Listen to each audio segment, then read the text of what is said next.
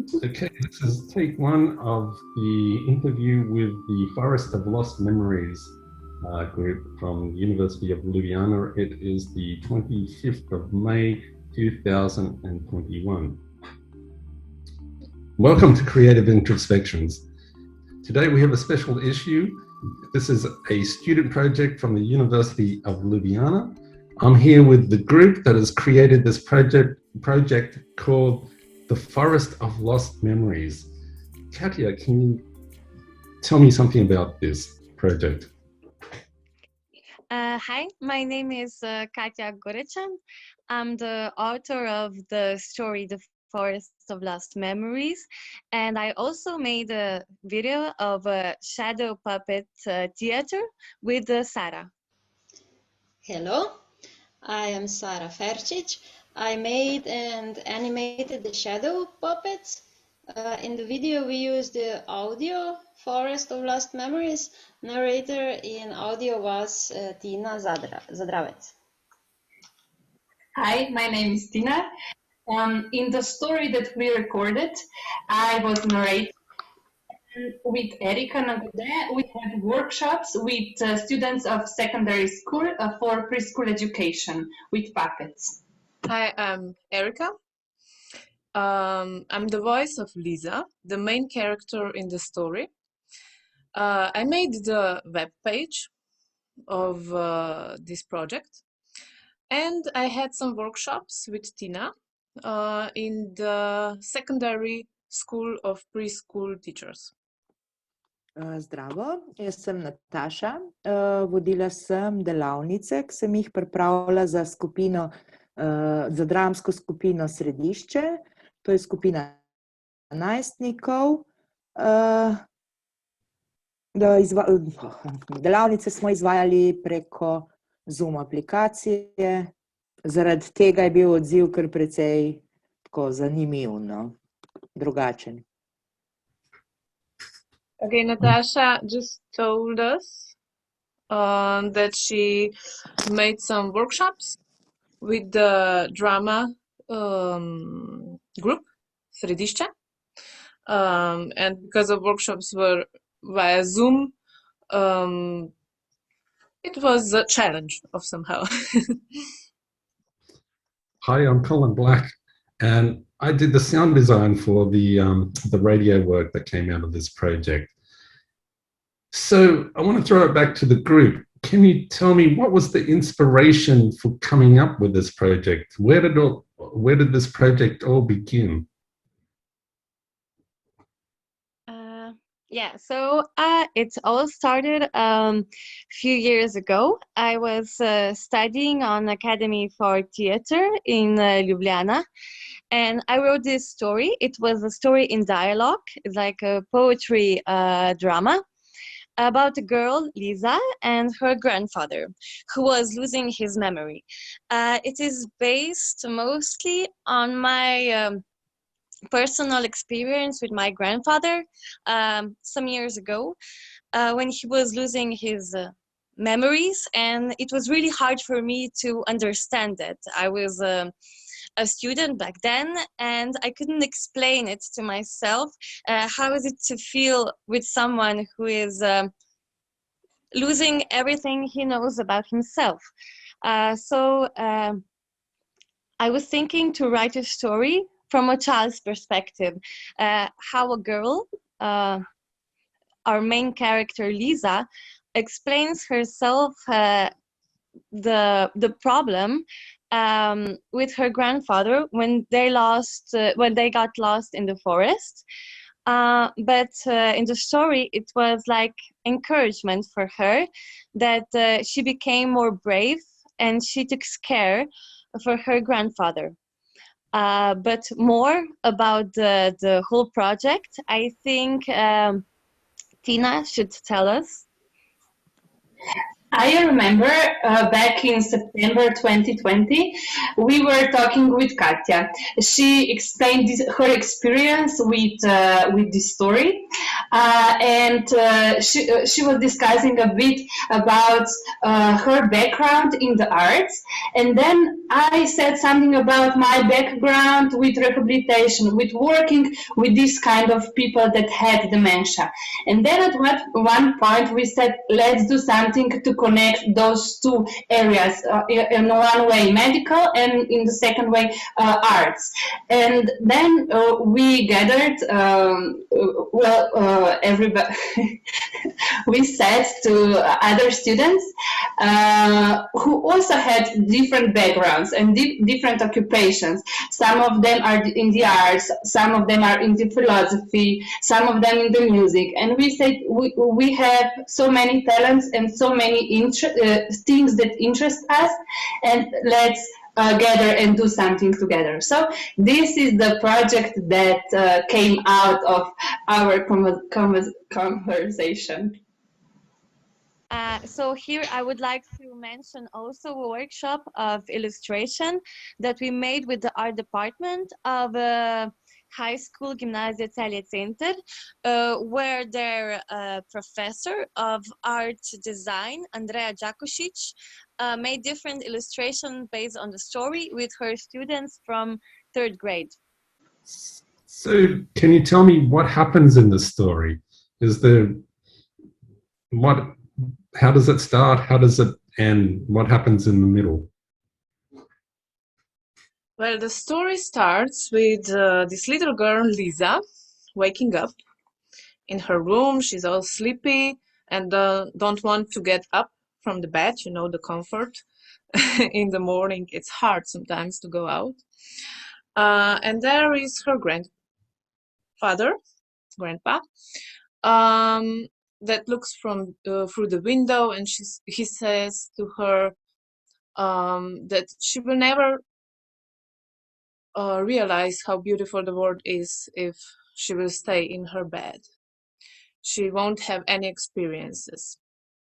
And then she get up and they go to the forest.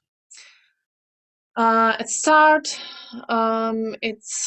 it's the beautiful forest with the interesting trees, you know, with some how do you say it, smaller. Someone should help. You know, with the everything that the forest can give us, and that is good for us.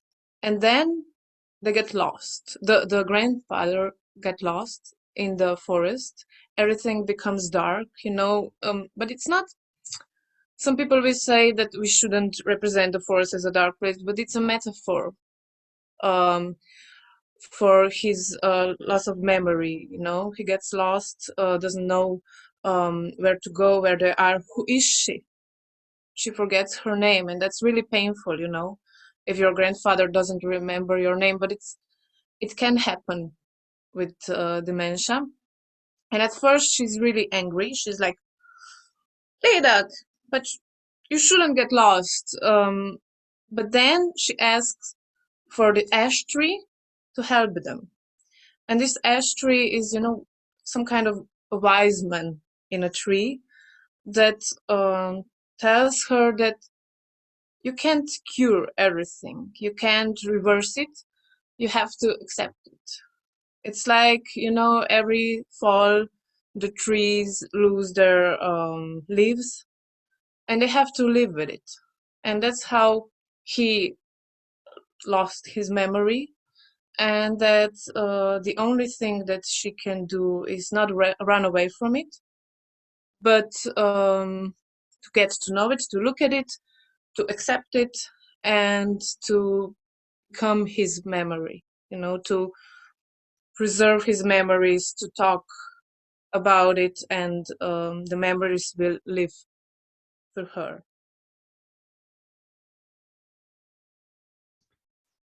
Can you explain to me how this story fits into arts therapy? How do you use this story as a therapeutic approach? Well, I work in the kindergarten. I worked. Now it's in the past. In the kindergarten, and Tina as well. And Katja wrote this story for children, because the adults can understand what's going on, but the children, it's very abstract for them, and it's easier with some kind of story. You know, the story itself, the art of storytelling is art therapy in a way. And then on the base of this story, we made some workshops, you know, with art, with drama, with puppets, with story writing, storytelling, drawing, and things like that. So the story is the base for it. Can you tell me what happens in these workshops? What do you do in these workshops, and what has the response been from the workshops that you've conducted? Yes, so me and Sara, we made a workshop of some kind of narrative therapy methods and elements on how to continue a story. So we were working with primary school students. They were about 13 and 14 years old. And we made workshop on how to continue a story, or what happens after Liza and her grandfather, when they come home, how Liza reacts to her grandmother, to her mother, how she tells what happened in the forest with the grandfather.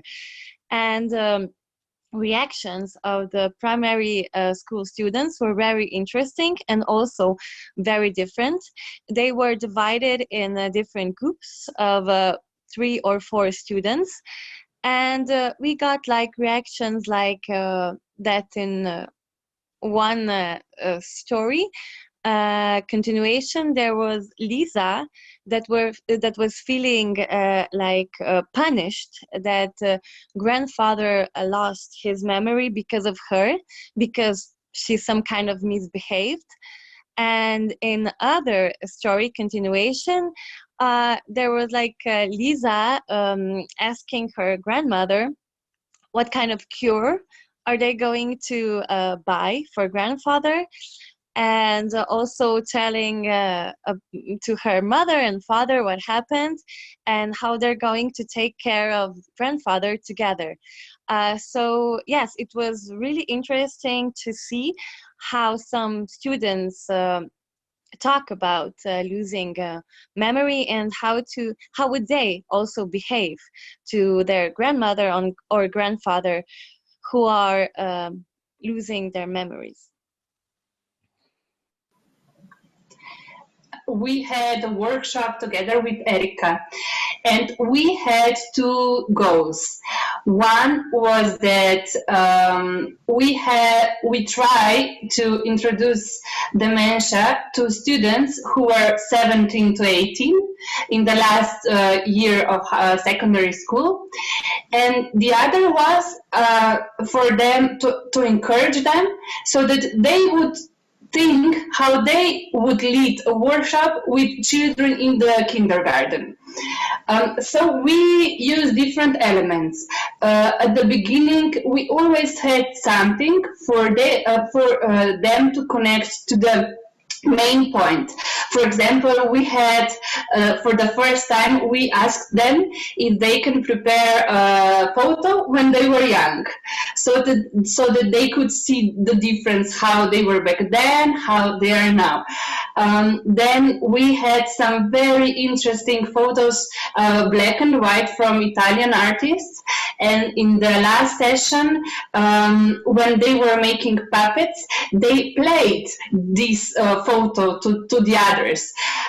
We always had some exercises so that we would come to this session and try to be really present in it.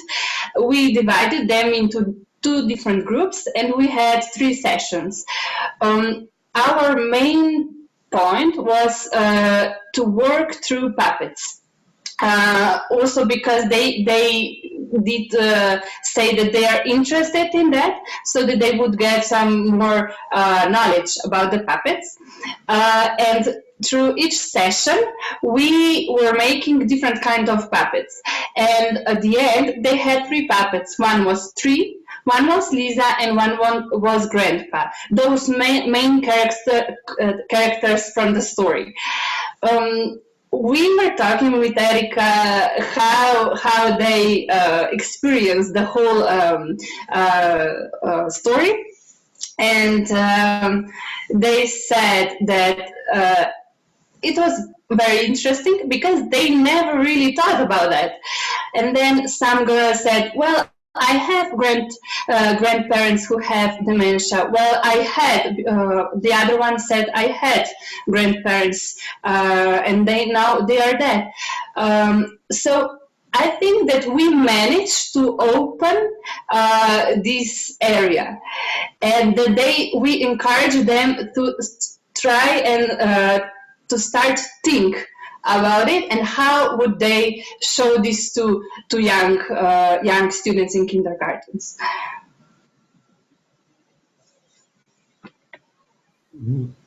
Maybe Nataša can talk about her workshops now.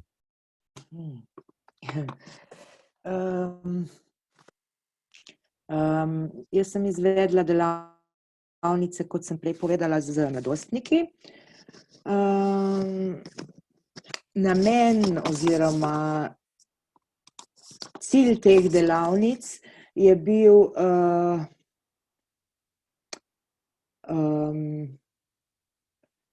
predvsem ta, da mlade vzpodbudimo k razvijanju empatije in pa sočutja do dementnih, do ljudi, ki imajo težave s spominom, in pa do starejših ljudi. In pa da odkrijemo, kakšni predsodki obstajajo in stereotipi o demenciji, in pa kako jih v bistvu podiramo. No. To je bil glavni namen teh delavnic.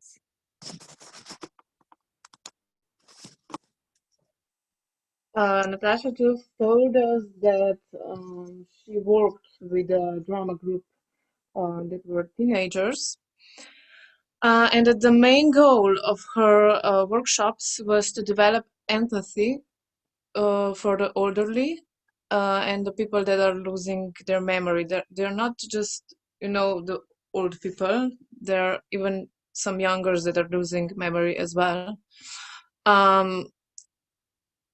So the main point of her workshops was through drama therapy elements, to open up this space for thinking about how do they feel, to develop empathy for them. I believe that you developed some shadow puppets. Can somebody talk about the shadow puppets and making the shadow puppets for a while? Yes, Katja and I made a shadow puppet video, which was created because of the coronavirus situation and workshops that were via Zoom. And the main goal was in future to make a real puppet shadow theater. That's the goal. Yes, and it was really interesting to make this video shadow puppets because, in Slovenia we had this police hour. So when we were making the video with Sara, we had to finish before the 9 o'clock in the evening. So we were like, hurrying and making puppets and making videos and with the shadows and everything, because our goal was really to make a shadow puppet theater and to travel around Slovenia and to present it with storytelling and shadow puppets to children, to different schools. But because everything was really closed for quite a while, we had to make this video, but I think it was really great experience how to make something in really short time because we were limited with time, and also combine it with the audio design and audio tape that Erika, Tina and Colin made, like, you know, how to combine storytelling, shadow puppets, like visual things, and I think we made it really beautiful in such a short time. We have to say that it was really a short time, yeah. It was just few hours we had available. About the audio version, I have to mention Tomaž Marić, the guy that recorded everything, and is the voice of the grandfather. So thank you, Tomaž. There's so many different aspects with this project. Can you tell me what you think the near future for this project is going to be, or the distant future? Well, I can say something about the picture book we are preparing in collaboration with High School for Design and Photography Ljubljana. Students of 2nd grade illustrated and designed the book Forest of Lost Memories. They all made very good illustrations. You can see them on our website. We choose one student, Mia Zaleteu, who already prepared the picture book, which will be printed in 2021.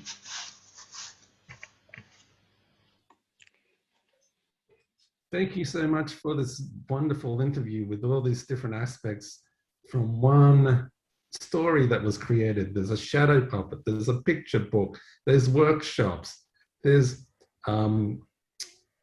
healing and education for young people between 17 and 18 years old and younger.